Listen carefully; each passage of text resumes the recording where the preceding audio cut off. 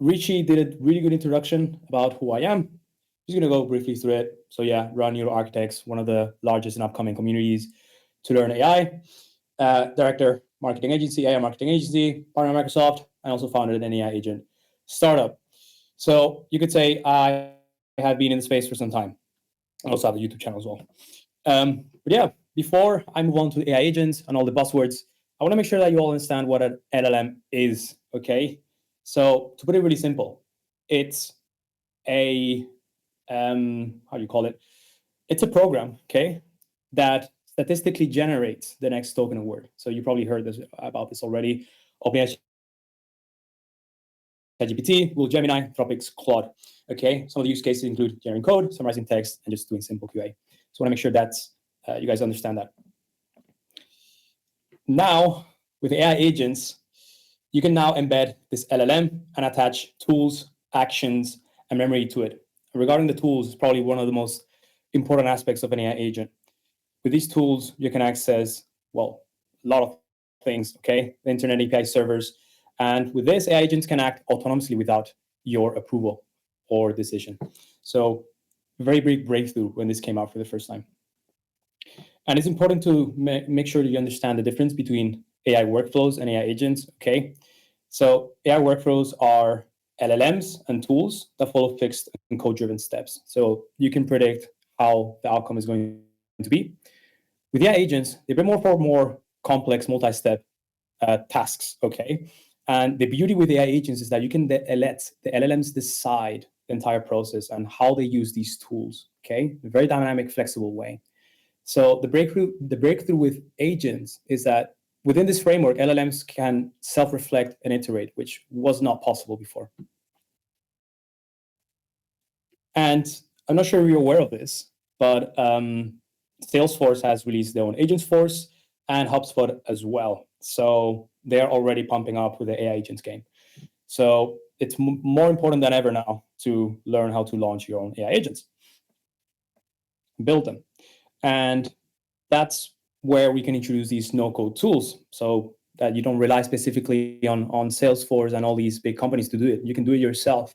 Because now with these no-code tools, any non-technical person can automate actions using LLMs and APIs in a very visual manner. Okay, this speeds up also prototyping, whereas before you had to use code. Now you can use tools like N8N, which I'll talk now. And yeah, they have built-in error handling, versioning, and collaboration features. Okay, so you can actually build with other people inside the platform. And about N8N, well, I've been using it for a long time already. And yeah, it's one of the best AI automation tools out there, okay? It just gives you full code access as well, execution logs, pretty fair pricing as well, because you charge per execution. And it's an open source platform if you want to host it yourself. So yeah, I'm a big open source geek, so this is perfect for me as well. And they have a big community. And regarding what we're covering today, you might be curious. You are going to build your very first no-code agent in N8N. We're going to cover as well the main AI agent components. So one important one is the use of tools that I mentioned before, and the user and system prompting, okay, which is vital for not only AI agents, also LLMs. And we're also going to briefly look into conversation memory, okay, to understand how that works. And most importantly, how to build reliable AI-powered workflows. That's just going to come included with the build. And yeah, to understand what even we're building, we're going to look into the sales lifecycle. So we're going to cover essentially a system that's going to handle prospecting, contacting the person, well, more prospecting, qualifying the contact, and also nurturing the contact as well. So we're going to look into the first half of the sales lifecycle. And for that, we're going to give you an example. I made an example company here, okay? Sipping a bit of water. Yeah, so LedgerLift is this fictional financial automation software that I've created for this example. And they receive a massive amount of inbound leads. So, they sort, prioritize responding. They respond leads manually, and yeah, it takes too much time. And yeah, you know how speed to lead is, how important speed to lead is, right? In this case. So yeah. So we're trying to delay that. We're trying to, shorten that gap. And now we're going to go through, well, a typical human sales development representative's job at LedgerLift. So what do they usually do? So when an inbound email comes, you have an SDR opening the message, reading the content, interpreting the message. If it's a pricing one, support one, it's a scam message. Now you're going to decide as well if it's a high priority message, medium, low message. And you're going to also look for the right person. Who should I send this message to? And then if it's an easy message to respond, you're going to go ahead and reply to the message yourself or go through a canned reply. But this also takes time. If complex, you need to escalate that to other teammates by email. And then once you're done, then you finally get to log your notes in your CRM or spreadsheet, okay? So this is what a typical SDR does. But with the AI lead triage agent that we're building today, the AI agent is going to cover all this, okay? It's going to be able to do all of the steps that you've seen before. It's going to do that. So we're going to see how that works. So let me open N8N and let me go ahead and do that. Oh, just before we get to looking at N8N, there's a couple of questions from the audience. So just variations on a theme. So just for people who've not used N8N before, you mentioned that you'd have to pay for N8N. So Navdeep says there's a 14-day trial. Is that what you expect people to use, or otherwise is there a cost to today's session? Yeah, I mean, they can try the 14-day trial, and then it goes on a monthly. Cost. But you can also open source it, which I show extensively on my YouTube videos, so they can have a look at that. I can drop my YouTube link as well. We can learn more about that. Okay, so for today, probably the 14-day free trial is a good idea, but remember to cancel if you don't want to pay for it before the end of the month. Okay, all right, super.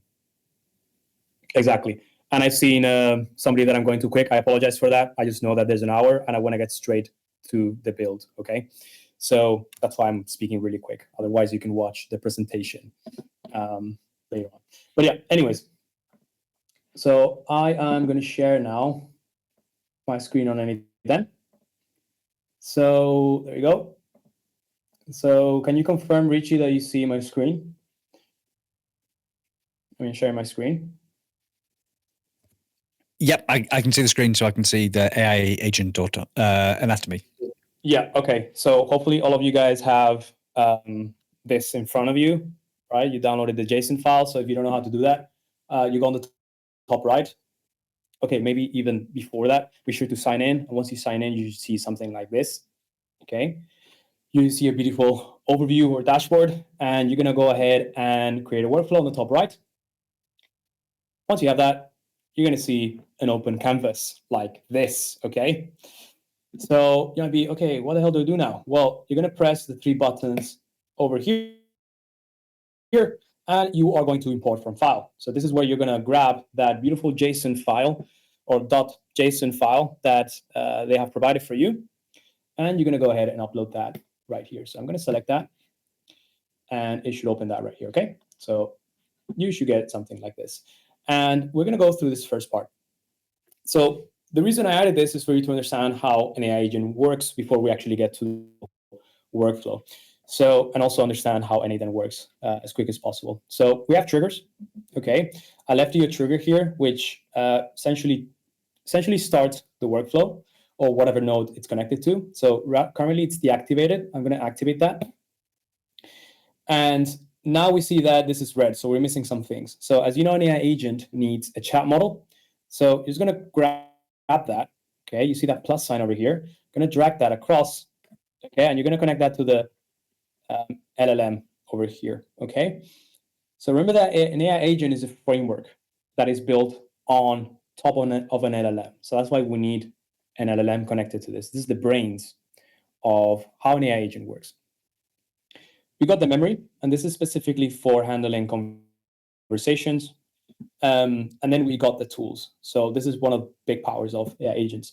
So we can connect it to this get weather tool, which is gonna allow us to get the real-time weather, and also allows us to get the news, okay, the latest news. So now, once we connected all of this, you're gonna see this thing over here that pops up, which is open chat. That's because we have added this node. Now we can chat to the AI agent, okay? This thing should pop up on the top left, on the bottom left.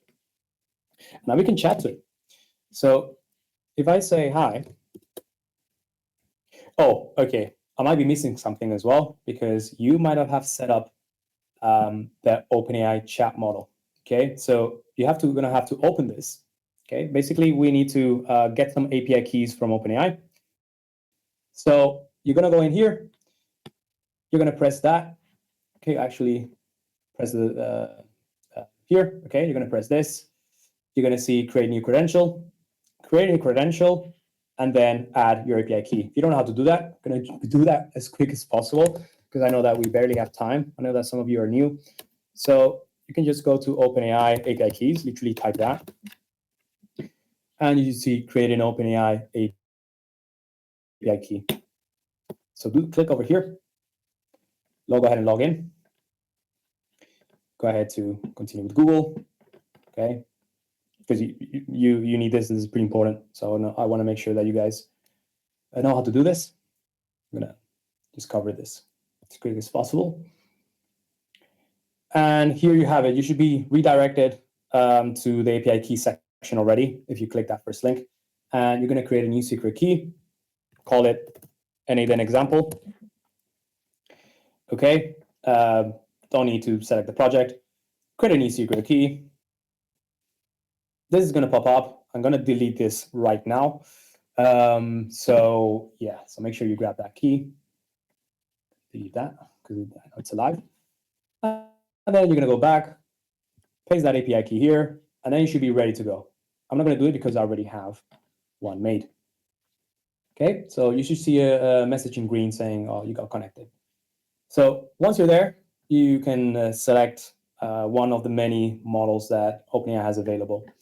Okay, so I'm choosing 4.1 mini. This is a standard model now. Yeah, and now I'm going to show you the conversation memory. You might be new to N8N once again. So the left side is the inputs tab. You're going to see pretty much all of the inputs that are happening once you're running the workflow. And then on the right side, you're going to see all of the outputs. So this is going to become clear in a second. But yeah, okay. So here are the tools. I'm just calling an API.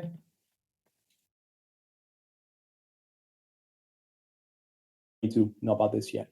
So I'm going to open the chat again. You're going to start chatting to it. So I am connected again.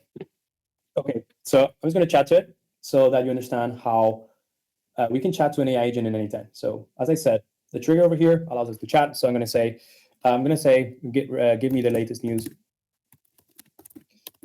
from this week. Okay. So what you see here is pretty much a live run. As you can see how nice N8N is because we can see the live executions happening, especially because we're testing this right now. And you can see visually as well how the LLM triggers are being, how the LLM is being triggered, how we're accessing the conversation memory, and we see here by the green ticks how we're accessing the news tool. So if we go ahead and open this, we can see also a log of everything that the AI agent has triggered and has accessed. So it gives us a lot to debug in case we need to. And we can see here the answers that we get. So it actually searched the internet to retrieve us the 10 latest news headlines for this week. And we can go ahead and access them, right? So as you can see now, I just shown you that an AI agent is able to access the internet and also get the weather. So we can ask, let's ask, what's the weather in the UK? So you should be able to trigger the get weather tool. Okay, so we actually need a URL for that. But you see that it's trying to access the get weather tool. So actually, I think there is a problem with the URL. It might be an old URL. We can see something here pop up. Oh, it actually triggered it. Okay, so this sometimes happens that we get some bugs here. But we can see that the current weather in the UK is 14 degrees. We got wind speed and rain data. So it's actually accessing the online world. Okay, so this is pretty powerful if you know how to use it in specific use cases. So we're going to leave it there for this. But there's a few there's a few discussions in the chat about the speed of this. So Frank, if it's possible to slow down slightly, that'd be helpful, I think, for some people. And for anyone, if you're struggling to code along, I suggest just watch for now, check out what's going on in the recording. You can do that at your own pace. Yeah, there's a lot of different things to cover, so maybe you need to take it slower for some people. So yeah, please do watch the recording later. In the meantime, I'll let you carry on, Frank. Okay, I can go a bit slower if needed. So yeah, I mean, I'm just going to recap what I have done. I know that I have an hour. That's why I want to get to this example over here. But yeah, in summary, with an AI agent in N8N, we need to connect it to an LLM, which is what thinks. We have here the conversation memory, which allows the AI agent to remember conversations. Okay, so if I chat to it a couple times and I ask, what was the weather again, for example, it's going to remember that I was talking about the UK, right? So you can see here the current weather in the UK is approximately this, and this is because we are storing momentarily the conversations in some sort of storage. Okay, so that's what the conversation memory does. It allows the AI agent to recall previous conversations, and then we have access to tools. So right now we have set it up to access the weather tool.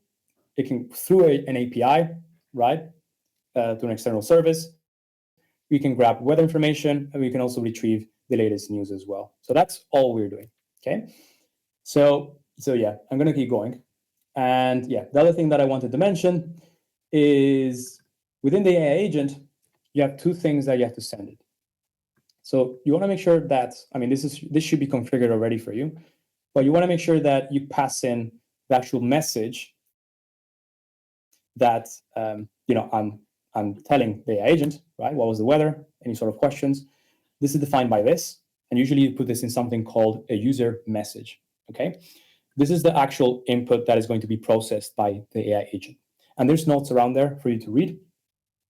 And then you should also look into the system message as well. So usually it's hidden. I don't know why they hide it, but you should open this. And this is really important because with the system message, we are giving the AI agent an understanding on how it should output something and give the AI agent general goals. Okay, it defines its behavior and also defines what goal it should achieve based on the input that it gets. In this case, I'm giving it questions on what was the weather. So that's pretty much it for an AI agent in a nutshell. Okay, and I'm going to go now with the Limbound Lead Tried agent, which is what I want to cover mainly on this webinar. So before I move on to this, I'm going to make sure I answer any questions. So fire it up. I'm going to be for a minute here. The reason I went fast is so that I can now answer any. Okay. Yeah. So let's have a look at some of the questions we have. Yeah. So yeah, there's tons of questions sort of scattered about. Okay, so this one comes from Gisette saying, "What are some of the data security implications you get from mobile using N8N?" So yeah, I guess if you're using this in the workplace, you need to worry about security. Is there anything to worry about today, or in general? Yeah, I mean, it really depends on your use case. It's really up to the data that you pass through these models.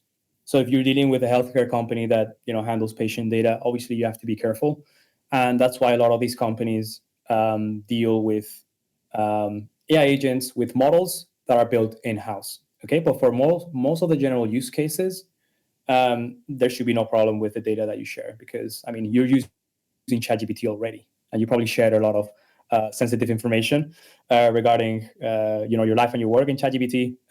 So yeah, we're kind of relying on the bigger companies to just hold our data. So yeah, so for most general use cases, it should be fine. But I'm guessing they're talking about the workplace, like if I'm using AI agents within a business.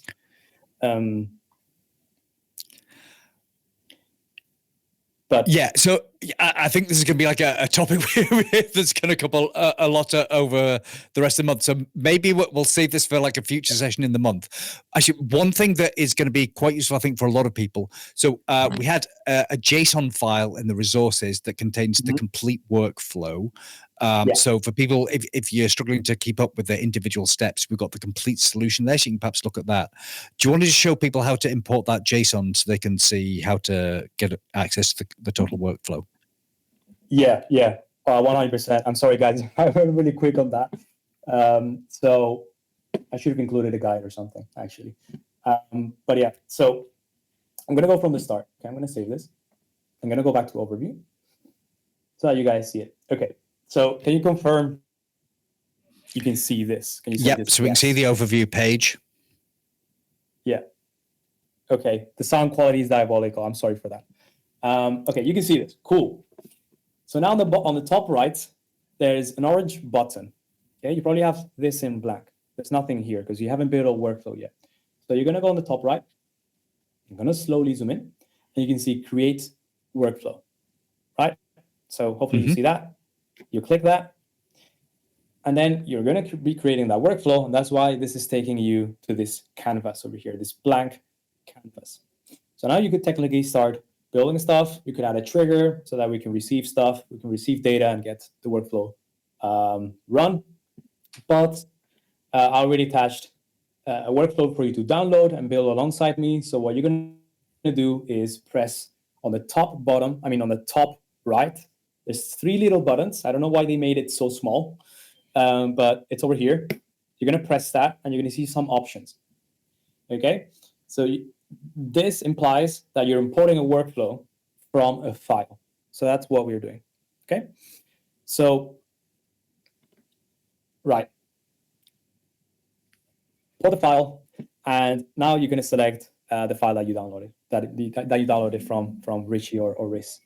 So you're going to go ahead and that, press open, and you see it here. Somebody asked, like, why did we spend 15 minutes? There's a lot of beginners, so that's why. So I understand that. Okay, so far so good. Do any of you need anything else? I think that's the main sort of thing was like, how do you get that open? So now for anyone who wants to, wants to follow along, make use of that sort of completed workflow. All right, I'm going to jump backstage again and I'll let you carry on. Cool. Okay, I'm going to try to zoom in for those of you on their phone, but I can't promise anything. I should be on the computer for this, ideally. But yeah, anyways, we're going to look into the lead triage agent. I already gave you a little introduction of what this is supposed to do. So I have this Google Sheets trigger over here, okay, that's going to trigger every time I add any new rows on a Google Sheet that you should also have access to. So I'm going to switch that quickly over here. Okay, so this is the Google Sheet, and it contains multiple sheets. That's how they call it here, sheets. So we have the leads database, which represents all of the emails the company ledger lift is receiving.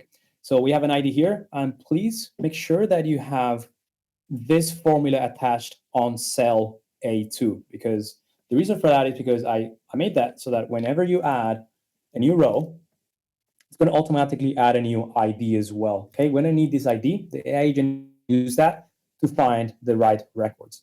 So make sure to confirm that. Otherwise, I'm going to quickly copy this and give it to Reese, in case you don't have that formula.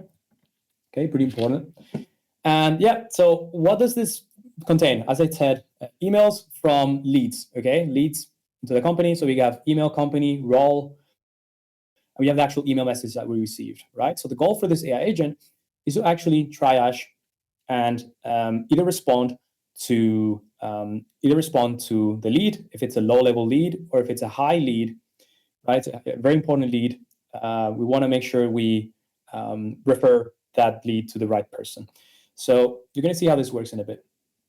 But yeah, that's how this is how it looks like. The blue section over here is going to be filled by the AI agent. So you're going to see it work live. So this is going to be pretty interesting. But yeah, the AI agent is going to fill this, similar to how a human person would actually do this manually. We're going to have the AI agent fill this in. But you can see how we have, well, it categorizes automatically the priority, the category of the email message, and what next actions should we take. And it also understands who should we assign this lead to, okay? And what other stuff do we have here? Well, this is going to be used by the AI agent. So we have a list of contacts here. These are people in the Ledger Lift team that the AI agent would refer the leads to, okay? So we have their emails, and this is going to be used to create draft emails, okay?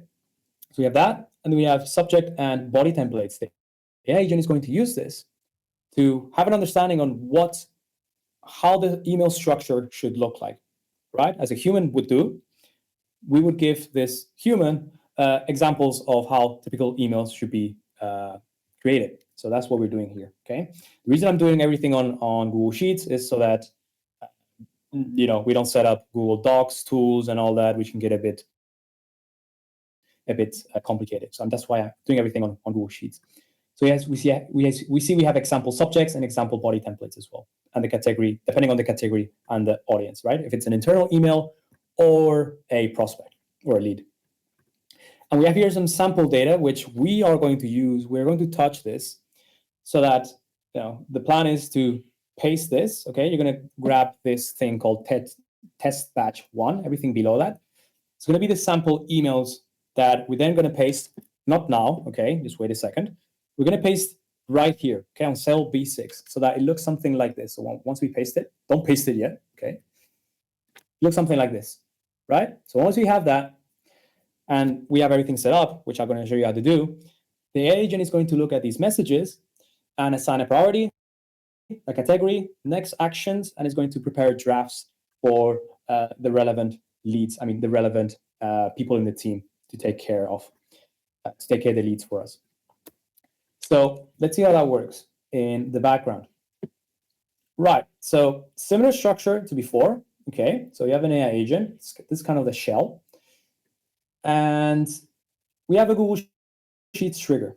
This is another type of trigger, another type of way in which we can start the N8N workflow. So in this case, if we open that, we are going to see the following. So first of all, with all nodes, we have to select a credential, okay? With most nodes that are connected to external services. So as I said, you need a Google account, okay?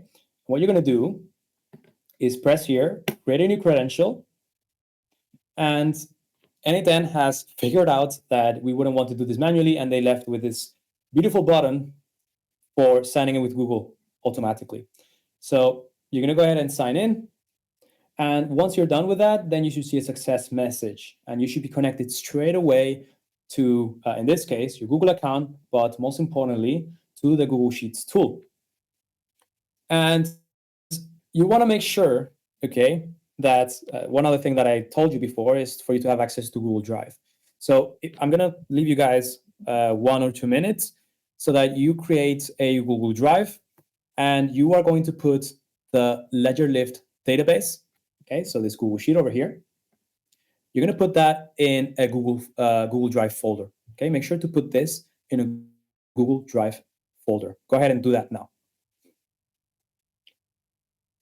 So just gonna give you an example. Something like this. So you probably have downloaded it in your own computer. So upload them in some folder, and yeah, let me know when you guys have done it. I want to slow down now. So for any of you that have currently joined, we're just waiting for people to upload the Google Sheet into a folder, because on N8N, we're going to locate that folder. We need it for the trigger. Okay, so whenever I want to see a couple of yeses for whoever's done. Where's the Google Sheet? Where's the Google Sheet? Done. Okay. Oh, okay. Yes, sir. Yes. Okay. Where do we see the Google Sheet? So the Google Sheet should be available on the. It's in the resources. So if you go to the resources feature in N8 session resources, and you should have a link to the Google Sheet within that. Okay. A lot of people are done. API keys, BMS, private VPC, GPT. I don't know what that means, but you don't need to worry about that right now. Okay, we are keeping it very simple, beginner audience here.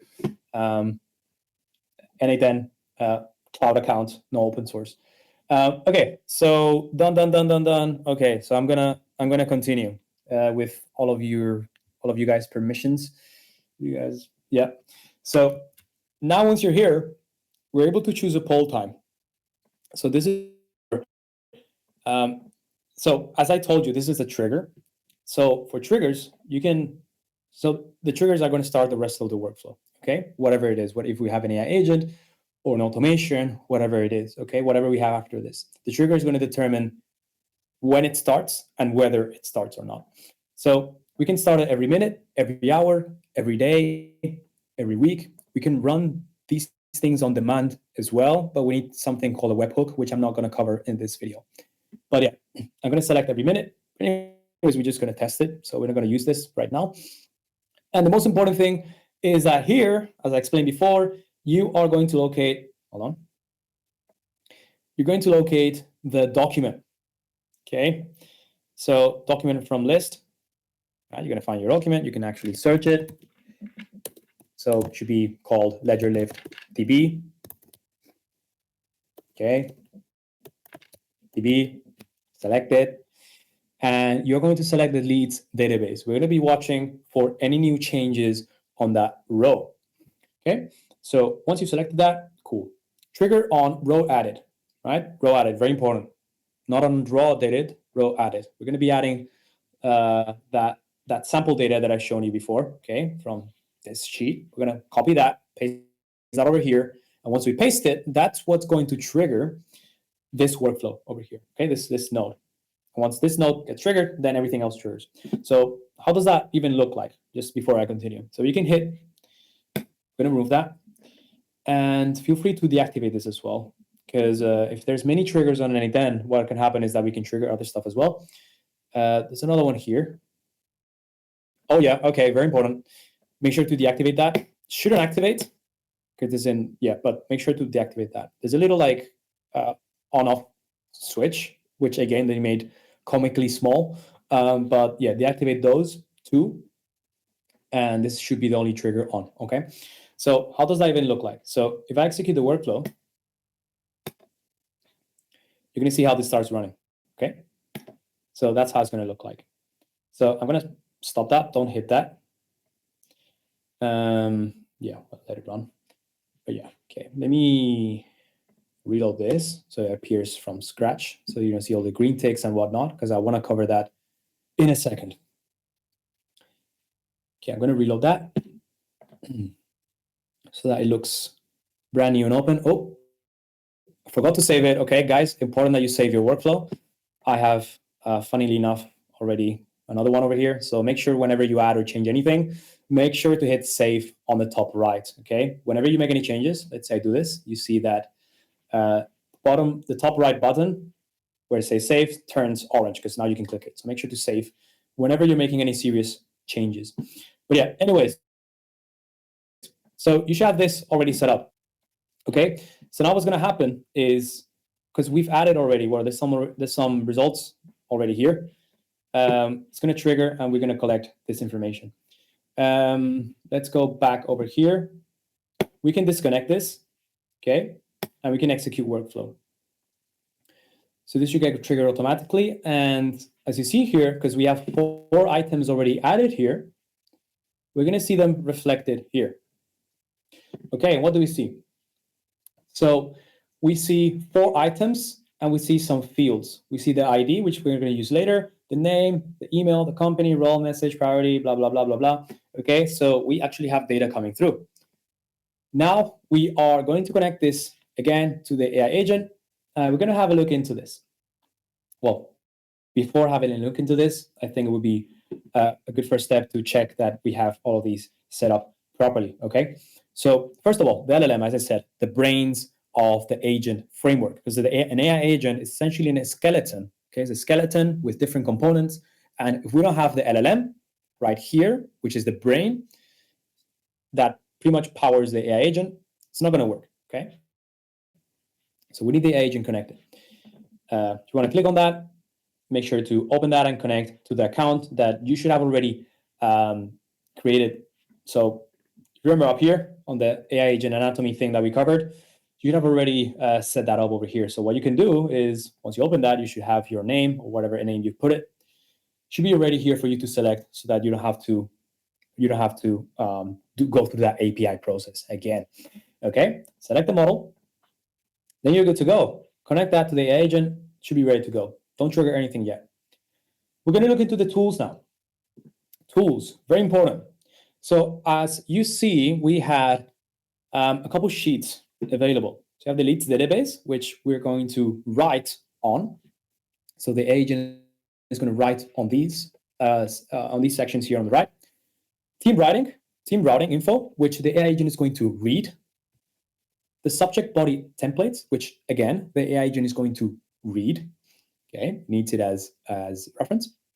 And sample data, not going to be used. Okay, so we're going to focus on these three. And that's why we have three tools for Google Sheets. Because as you see here, if I zoom in, read sheet, actually I can change it, update sheet. So essentially whenever something gets added here, when we add that sample data, this tool enables the agent to update on that sheet. So let me give you an example. So I'm going to add this like that. Now the N8N trigger, the N8N workflow is going to trigger. Then the AI agent with this tool, with access to this tool, it's going to be able to access Google Sheet and then write or update the row that we have created over here. Okay, that's what this tool is for. Let me go ahead and zoom out. Okay, cool. So that's the first step. And this, we're going to see a bunch of jargon. So what's going on here? First of all, with any new tool or any new node that connects to an external service, make sure to connect to your Google account. So you should be able to connect with Google again if you haven't already. Make sure to do that. We're giving access N8N to our Google Sheet, okay, via our Google account because we are signing in. Now, tool description. This should be already set up for you. Shouldn't have done that, but yeah, you should have this already completed for you guys because you downloaded this over here. But yeah, so this description should be there. Sheet within document, we're going to update the row.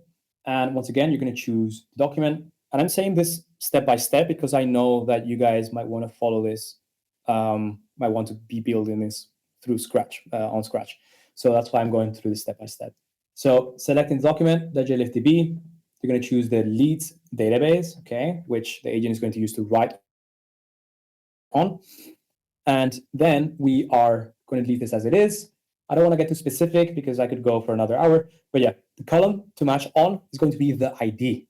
And that's the reason why we have the ID here.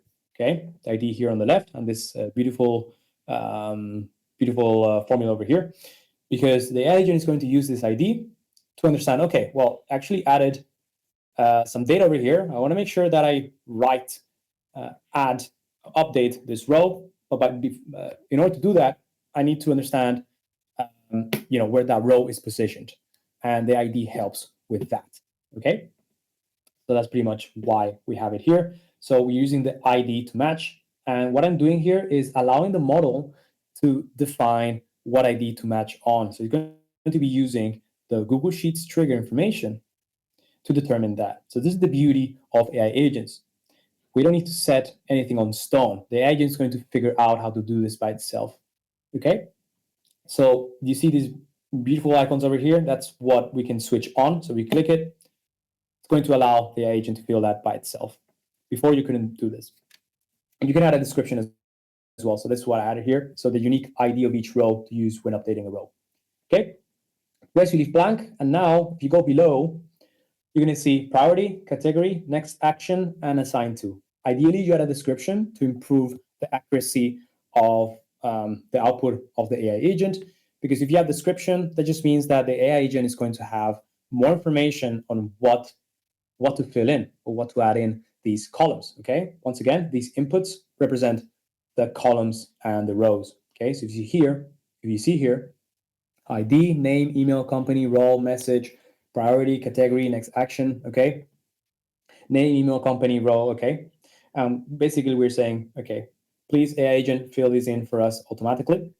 So that's what we're doing here, and then I'm closing that. Okay, I'm gonna stop there for a second. So I want to make sure that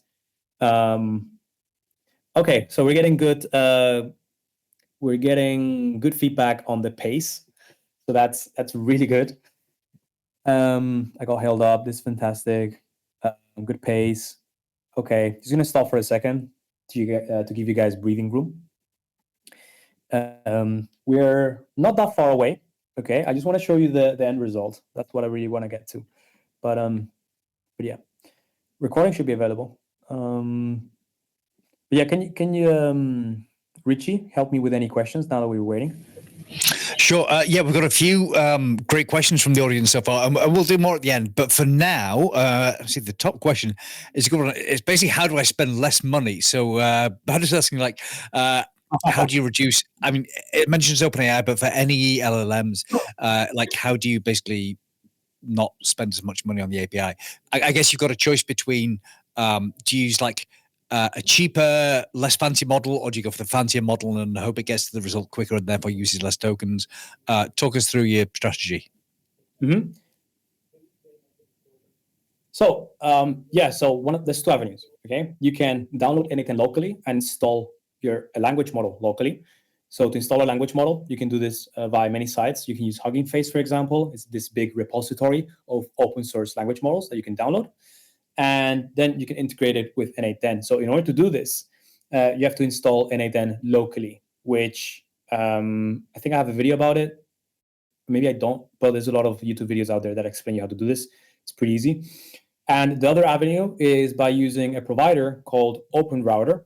Okay, Open Router allows you to connect via an API, so the easy method, to other language models as well. So they have pretty much all language models that you can imagine. And as you know, it's not only cheaper to use other language models, but they are suitable for a wide variety of use cases. So, for example, if you want to use the language model to reason further, you can look at the DeepSeek models. You probably heard the frenzy with DeepSeek. So yeah, they're really good reasoning models. If you want to do more complex thinking tasks, they are perfect. You can use Open Router for that.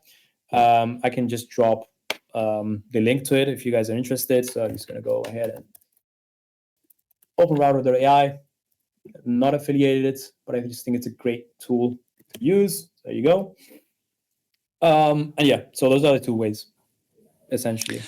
Yeah, definitely. Like hosting your own and using one of the open weights models. That's another alternative to spending a ton of money on the APIs. All right, so we do one more question before we carry on. Just to stop there. Olama.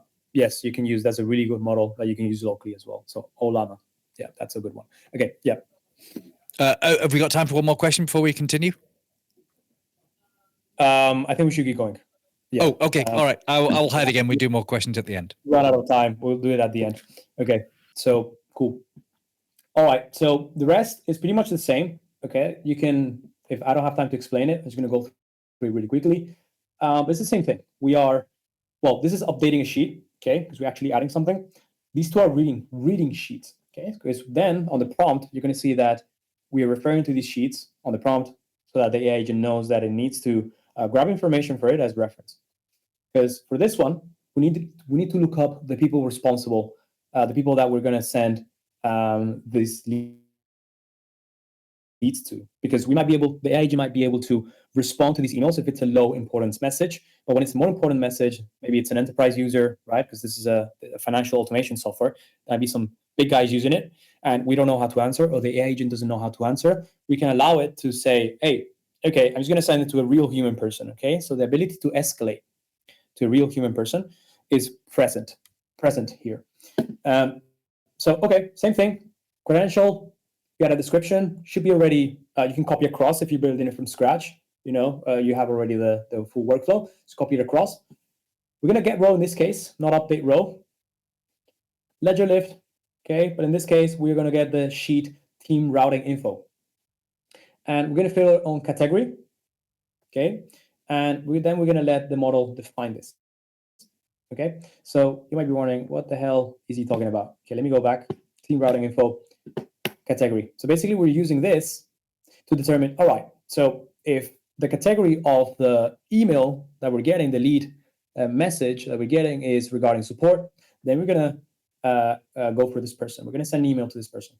If it's pricing and I don't know how to answer them, I'm going to send it to her or to him or to Grant. Okay, so that's why we are referring to the category over here. We need this to know who to send it to. Cool. So keep going. That's it. That's it for this. You can close that. And then for the last one, search subjects and body templates. So this is giving the AI agent examples for what it needs to, how it should reply to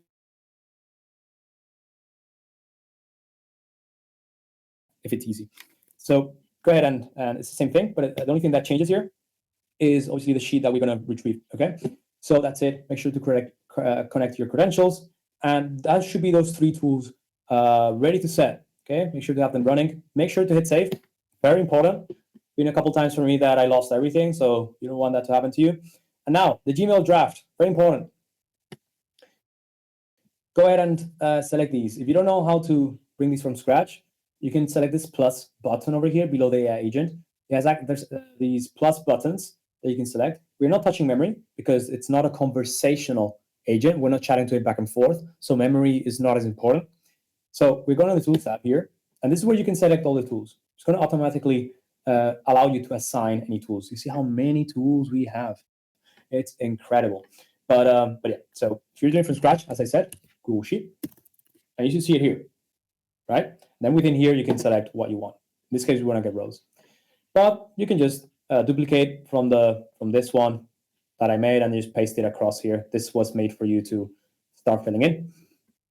But yeah, so let's open this. Very important, okay? At this day and age, I wouldn't say any AI agent is capable of writing 100% reliable messages all the time. They are statistical machines, so there's always a chance of error. So you always want to make sure there's a space for any of your team members or you to verify if the message is correct. Okay, so if I'm sending this to a venture capitalist, an investor, and there's a typo or there's something wrong with it, it could be in big trouble. So I don't want the AI agent to rely on the AI agent for those kind of messages. So what we're doing here is creating that message. Okay, it's good as a starting point, but as a draft, right? We're going to create that draft. So that's why we're selecting the create operation. Tool description. We are setting it automatically here because I'm being a bit lazy, but you can go ahead and if you want to increase the accuracy at which this AI agent selects this tool, right? You can select the description. You can put your own description. I will use ChatGPT for this. I wouldn't, spend much of my time on this. But yeah, for the subject of the email, I'm allowing the AI agent to do this. But again, if you want more accuracy on this, you're going to add a description. Okay. Email type is going to be text. You can also write HTML, but HTML looks scammy, so that's why I don't do them. Now I think it has switched to text. And the message, we are allowing the AI agent to define that message again, right? The actual body of the email. And then to the email, right? Who are we sending this to? You're going to have to open this, add an option, and it should appear here under options. And we're going to define that automatically by to the model as well. Okay, so that's it for that. And now we're going to get onto the main subject, which is the AI agent itself. So now that we've actually connected all the tools, now we know how to structure our prompts. So I always do it in that way. So whenever you build an AI agent, I will first go for the trigger. Okay, what information is going through the AI agent? What language model do I want? What tools do I need? And based on that information, now I know how to structure the prompt. Okay, so again, I don't have time to cover the prompt. There's 7 minutes left, but you should just copy paste it. Okay, I spent a decent amount of time preparing this prompt for you. And this user prompt, system prompt, and the user prompt. If you remember, the difference is, so the user prompt or the user message is what's coming onto the AI agent to process. We're going to use this information to get an output. And the system message allows us to define the behavior and the format of how we want the output to look like. So if you open this, okay, we see a lot of what looks to be jargon. Okay, you might be thinking, why does it look like this? Okay, so this is a language called Markdown. Okay, so you can see here hashtags. This represents headers. Okay, we're just saying, okay, this is a header. There's another header. We can see also some stars. That's just when you do bold, when you do Command B or Control D or Control B on like a Word document. That's just doing that. So it's just you could say the analog way of doing it. And yeah, the rest, I mean, are just, labels. But essentially what I'm doing here, as I said, it's giving it the role. Okay, there's a certain structure to how you should, do your prompt. Very important. I think the prompt is one of the most important things that you should focus on, because this determines everything. This determines how the AI agent is going to behave and respond, as I explained before. So there's a structure that you can follow. There's many out there online, so you can choose whatever best suits you best and whatever use case. But you usually start with a role, then you go with an input. Okay, you're just telling it. You can be more verbose as well. So you can literally say, here are the inputs. I'm going to zoom in. Here are the inputs. You can be verbose. Okay, but I just did it like this, just to speed up the process. And you should also, regarding the prompts, you don't want to make the prompts too large, because there's this effect called lost in the middle. Okay, lost in the middle means that you're giving the agent so much text and so much context that it's only going to remember the start and the end of the prompt, and it's going to forget everything in the middle. Okay, the studies, there has been research studies that have shown this. So that's partly why I don't write everything verbose. I don't go, here's the link. I just want to make sure that I'm as concise as possible with instructions. Okay, so yeah, role. And then again, as I said, it's a structure. So role, the inputs, the tools. Okay, this could actually be just called tools under the same title, right? So you can say, here are the tools that you have, and the tools for the tools, we're actually referring to these. Okay, make sure to actually mention the names, right? Update Google Sheets row. So yeah, so that's why the description then helps. So if you say, I'm going to use this to talk to leads, and then you say it on the prompt, then it's going to look for that description. It's going to help, okay, to determine what tool to use. But anyways, we'll keep going. So tools, decision policy, okay, so this is called many things, but this is essentially the order of steps that it should follow. So if you have a kind of a strict or, general outline that you want the agent to follow, then you can write it here. So you say step 1, you should access this tool. Step 2, you should do this. Step 3, you should do this. Okay, kind of a general outline. Think about an AI agent as pretty much a junior, an intern or junior, right? That you're going to tell it exactly what it needs to do. So yeah, we want to classify and prioritize, right? That's the incoming message, the routing, updating row, creating a draft if needed. Okay, if it's a spam, we don't need any drafts. If it's demo security, whatever, we have specific scenarios for that. Style for drafts, right? This is where I explained determines the style, the format of the output. Safety, okay, and the output behavior. I guess you could put these two under the same thing. And usually what I put at the end, I didn't put it here, but what I usually put at the end is some final notes. Because of the lost in the middle effect, you can use this final part of the prompt for the AI agent to remember as much as possible. So if you see that there's something that doesn't work, okay, you can add it at the end part. So I usually call these footnotes or final notes. Okay, so if you're using this and you see something doesn't work, it's usually much safer, unless it's very obvious what is wrong. Usually much safer to add it on the section here because of the lost in the middle effect. But yeah, that's it. And obviously we're giving it an input. This is the user message. So all I have to do here is just say, okay, this is the raw ID. You can even put this is the raw ID, right? Imagine, just think that we're talking to a human. This is the raw ID. Then what is this thing here? This is the ID. It needs the ID. Remember, it needs the ID in order to detect the right row. We have the name, email, company, role, and message. Again, you can copy this across. And that should be it. That should be it for everything. I mean, it's just prompt and the system message, and then we set everything else. So now, once you're here, and by the way, I left the system prompt here. If you don't want to copy it from the inside, you can just do it here. Once you're done here, or if you've done it here, now we're going to hit save, and we're going to try this now. Okay, we're going to try how this works. If this all works well, what we can do now, this is where the magic happens. All right, I don't want to interrupt the magic. because we're at time, we are going to run a few minutes over. For anyone who has to jump now, please do check out the rest on the recording. And just before, for people who have to leave, I just want to say before you go, please do come back. Tomorrow we've got a session on the Executive Guide to Data and AI Literacy. On Thursday we've got a session on Fitch Group, so the financial company's journey around data and AI literacy. And then next Tuesday, there is a session that's very similar. We're doing agentic workflows, this time using the Make platform. So come back for those. I'm going to hide again while Frank finishes the last bit, and then we'll go to audience questions. Cool. Yeah, Reese, can you attach a post here since many of people are leaving? There's a hashtag there. I might want to post it again. So yeah, I mean, for all of you guys that are leaving, I left a couple links in the template, okay, on the right side. So make sure to look at those. One of them is for creating an account on N8N, and the other one is for joining a 5-day live challenge that I'm hosting on Neural Architects, which is the community that I have. And yeah, so apart from that, before you leave, guys, make sure to test it out, okay? The way you test it out is by grabbing the sample data, okay? You can grab the test batch one. So I'm going to show you how to do that quickly before you leave.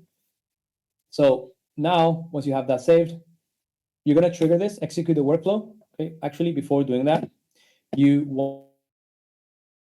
want to copy paste, first of all. Okay, copy paste. We're still testing. So copy paste, and then you are going to run the workflow. So run the workflow, and you're going to see this run live. Okay, so we see that we passed 15 items.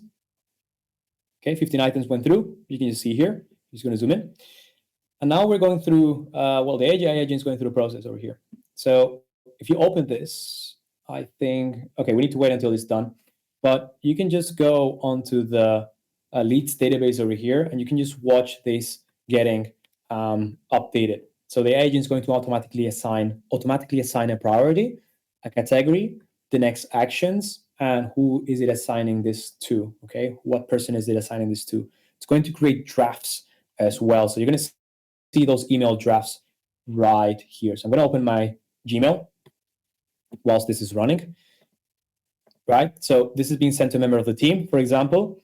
Quick summary of what the lead is about, right? Proposed step. There's some placeholders that you can change with the prompt, okay? And for example, this is a lead. So you can see that the AI agent is able to determine the differences between sending something, a notification, an escalation message to a team member, and when it's actually replying back to a lead, okay? So the AI agent is able to tell a difference, and this is a big superpower. So we're essentially, instead of building a workflow, an AI workflow that could be like 20, 30, 40 steps, we're just doing everything within a few prompts that are well prepared and an AI agent with a couple tools. And it can basically do all of this autonomously, right? So this is the power of AI agents. Essentially, the closest that we're getting to an actual human. So you can be scared or excited. So coming back over here, we can see that this is getting filled in automatically. I'm just going to see, wait here for you to see how this works. So that you don't tell me that it doesn't work. I'm going to wait a few seconds. And in the meantime, let's see, just going to check this running. This is running indeed. It's going to leave it here until it finishes the last 3 rows because we don't have any more time for anything else. Any questions whilst I am leaving this running? Oh, there you go. Right. Tons or no? Yeah, tons of great questions from the audience. They're actually there's a question from Noor saying, I can't find it now, saying, are there any courses on N8N on DataCamp? There is a course coming soon in October, I believe. Actually, Frank, yeah, I think you know more about this than I do. It's my course.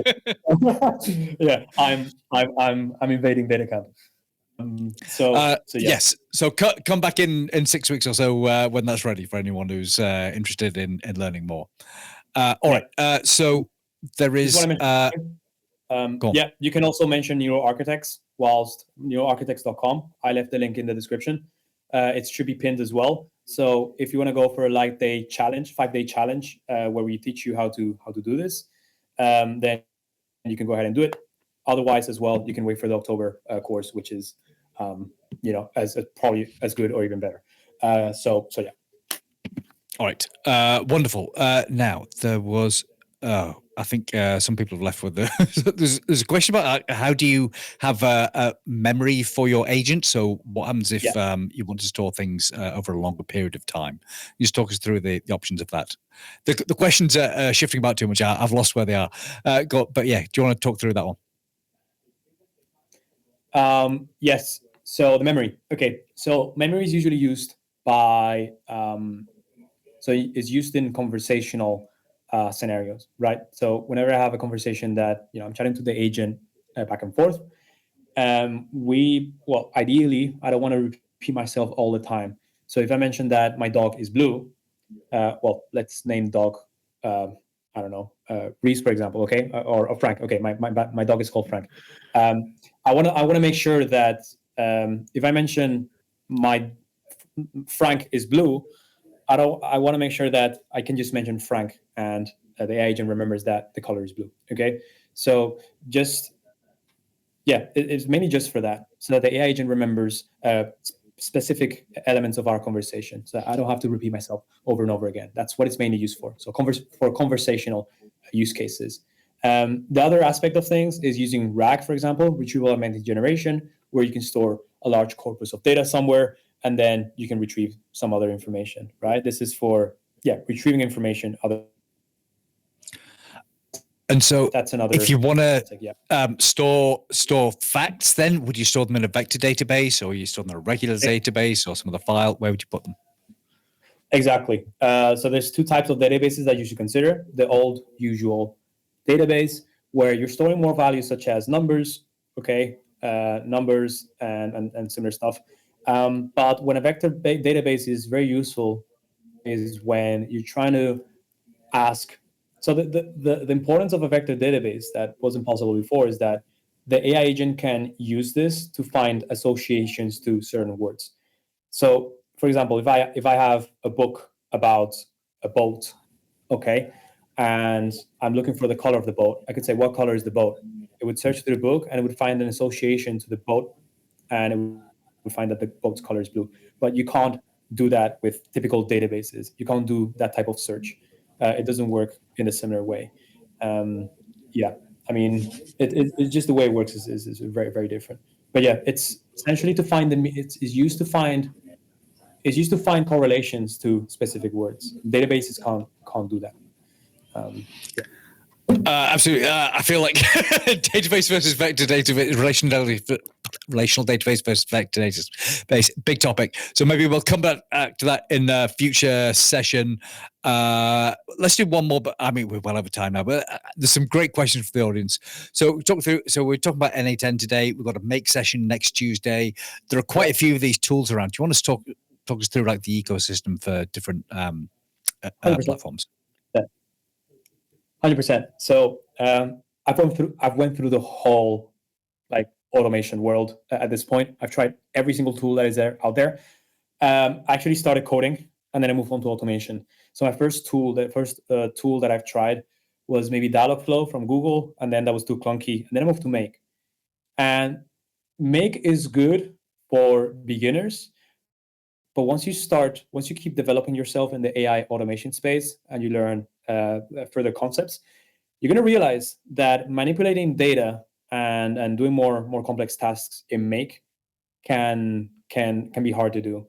So you're going to hit a ceiling with Make. So it's really good for very basic workflows, but you at some point you're going to overgrow it. And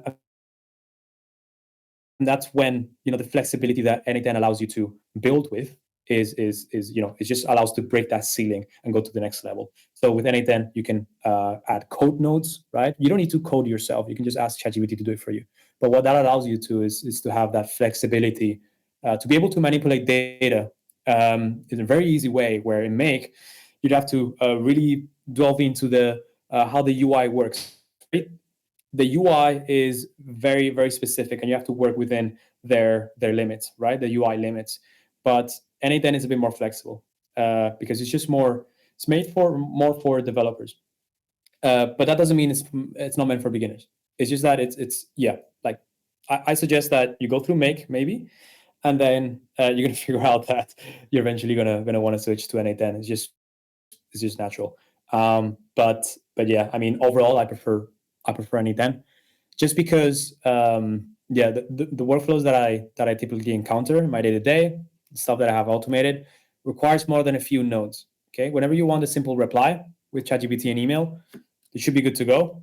But whenever you wanna, yeah, whenever you wanna do more stuff with your data, yeah, N8N is out of all of them. I've tried maybe 20 tools out there. N8N is the winner, especially because you can do open source as well, which many of the people here have asked. You can integrate it within your own businesses, right? Within enterprises as well, with specific. There's an enterprise plan, but what I'm saying is that it's open source. You can install it locally, and you have full control of N8N as well. Like Make is fully like it's cloud hosted, and it's limited to that as well. So yeah, there's a lot of things to consider when choosing both. But yeah, those are the main points. Mm-hmm. All right. Okay. So yeah, vote for N8N there. But I think for everyone in the audience, don't make up your mind yet. Come back next Tuesday and try the make session and see which one you prefer. All right. Wonderful. Okay. Let's do one more very quickly because I like the things. So Alexander says, how can you make sure that your agent isn't doing something stupid? So just maybe some quick advice on like, how do you just test your agent? How do you check things aren't going wrong? Yeah, so that's a really good question as well. Can you bring that question up? Is that possible? I just want to, yeah, nice. How we can make sure the AI agent is not doing something stupid? Okay, so stupid could mean many things in this context. So I'm just going to say that it doesn't pull out the output that you want it to. Okay, I'm going to say that, I don't know. You're asking it to reply to an email, and you don't like the response. So there's many ways in which you can do it. So essentially, what you want to try to do is to improve the accuracy of the output. That's what we're talking about here. So unfortunately, at this moment, you cannot avoid the AI agent or the language model to not say something stupid 100% of the times. There's always going to be a percentage where there's going to be a chance where it's going to say something wrong. And that's because of the way LLMs are built. It's just built in them. These things are statistical machines. So they're predicting. They're always predicting the next token or the next word. So what you can do though is our guardrails. Okay. So for example, the escalation thing that we've done here. So if we can actually structure it so that if the user or the agent is not sure if it should answer to this, I'm going to escalate it to another person. That's something that's being used widely now in production use cases, right? Escalating the answer if you're not aware. But if you don't want to go that route, you actually want to really increase the accuracy, you can improve the prompt.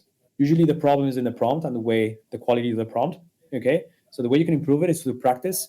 There's no really straight way to do it. There are tools out there that can help you out, but there's no one better than the one that's actually building the agent to do this.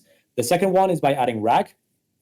Okay, we're essentially giving it an extra context to know how to generate a better output. And the third one is doing fine tuning, right? So an LLM, you can think about it as a brain, okay, and it's going to be more inclined to answer. There's more weights inclined into a certain direction. You can think about it that way.